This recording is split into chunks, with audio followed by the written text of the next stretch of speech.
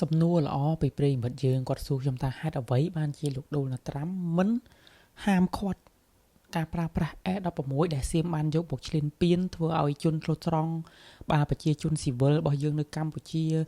រងគ្រោះក៏ដូចជាសាលារៀនវត្តមន្ទីរពេទ្យយើងដែលគាត់ចង់និយាយណាបងប្អូនហេតុអីបានជាលោកដូណាល់ត្រាំមិននិយាយរឿងហ្នឹង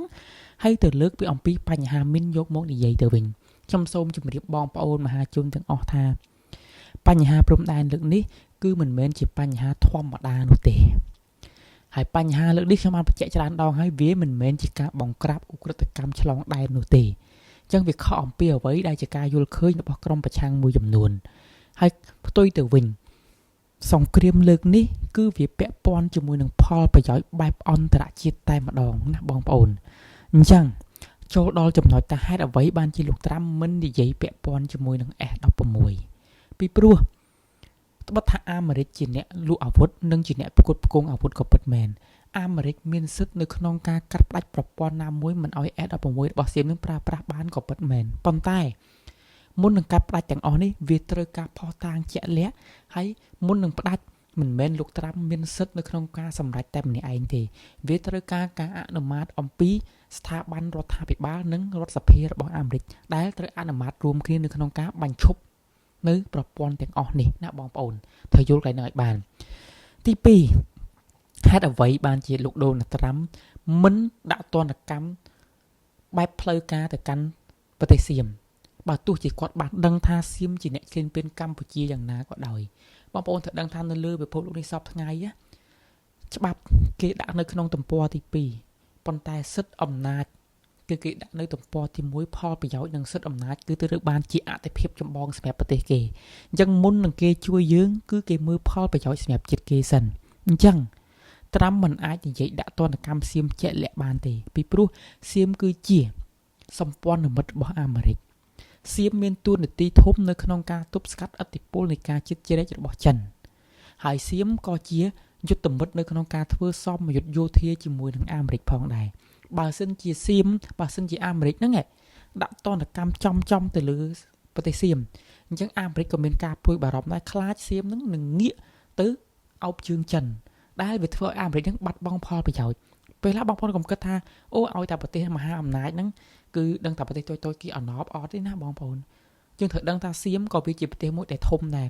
ទំហំនៃពាណិជ្ជកម្មរបស់វាក៏ច្រើនដែរកន្លែងហ្នឹងត្រូវបងប្អូនត្រូវទទួលស្គាល់ការពិតដើម្បីឲ្យជាតិយើងឈានទៅរកការអភិវឌ្ឍពិតប្រាកដមួយណាបងប្អូនអញ្ចឹងយល់បានប៉ុណ្ណឹងចូលដល់ចំណុចមួយទៀតហេតុអ្វីបានជាលោកត្រាំគាត់មិននិយាយរឿង S16 ប៉ុន្តែគាត់ទៅនិយាយពាក់ព័ន្ធជាមួយនឹងក្របមីនពីព្រោះក្របមីនគឺជាបញ្ហាពាក់ព័ន្ធនឹងមនុស្សធម៌មីនគឺពាក់ព័ន្ធជាមួយនឹងសន្ធិសញ្ញាអូតាវ៉ាណាអញ្ចឹងបញ្ហាក្របមីនវាងាយនិយាយជាងអាបញ្ហាឈ្លានពានដែលប្រើប្រាស់នៅសព្វាវុធទំនើបអញ្ចឹងការនិយាយពាក់ព័ន្ធជាមួយនឹងក្របមីននេះគឺវាងាយហើយបានន័យថាបង្ហាញអំពីទង្វើមនុស្សធម៌ដែលអាមេរិកព្យាយាមសម្របសម្រួលទៀតអញ្ចឹងកន្លែងហ្នឹងបងប្អូនគួរតែយល់បានព្រោះអីគេក៏មានផលលំបាកនៅក្នុងការដាក់ទណ្ឌកម្មរបស់គេដែរដូចខ្ញុំបានជម្រាបឲ្យថាពិភពលោកនេះមិនមែនគេអត់ដឹងទេនរណាឈ្លានពាននរណាគេដឹងច្បាស់ប៉ុន្តែរឿងខ្លះដូចខ្ញុំប្រាប់បងប្អូនអញ្ចឹងថាពិភពលោកនេះពោពេញទៅដោយការសម្ដែងពិភពលោកនេះពោពេញទៅដោយផលប្រយោជន៍ទីណាក៏ដោយកន្លែងណាក៏ដោយបែបការរស់ស៊ីក៏ដោយការងារធ្វើការបងប្អូនជាអ្នកធ្វើការបងប្អូនដឹងថាអំពីការជន់ជើងប្រជែងនេះបែបធ្វើការបងប្អូនអ្នករស់ស៊ីបងប្អូនជួបនៅអ្នករស់ស៊ីដូចគ្នាបែបប្រជែងផលប្រយោជន៍រស់ស៊ីអ្នកនយោបាយអន្តរជាតិនិងជាតិក៏ដូចគ្នាគឺបើយើងគ្មានផលប្រយោជន៍បើយើងមានផលប្រយោជន៍តិចតួចសម្រាប់គេច្បាស់ជាវិនិយោគទៅកាន់អ្នកដែលមានផលប្រយោជន៍ធំសម្រាប់គេហើយអញ្ចឹងបានជាកន្លែងហ្នឹងខ្ញុំចង់ប្រាប់បងប្អូនថាពួកយើងត្រូវយកអាការឈឺចាប់មួយហ្នឹងធ្វើជាបទពិសោធន៍ចប់សង្គ្រាមក៏ដោយយើងកុំភ្លេចអំពីភាពឈឺចាប់មួយនេះហើយអភិវឌ្ឍខ្លួនយើងធនធានមនុស្សរបស់យើងខ្ញុំជឿជាក់ថាបើសិនជាកូនខ្មែរ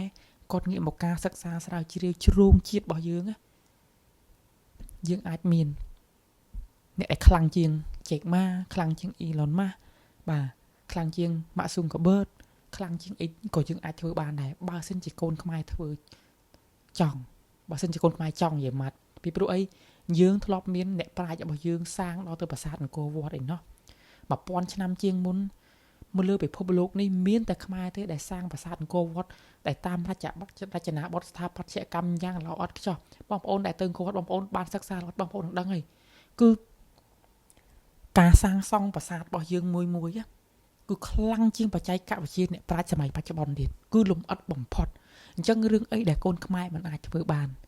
ជូនពរបងប្អូនទាំងអស់គ្នារួមគ្នាអភិវឌ្ឍជាតិយើងអរគុណ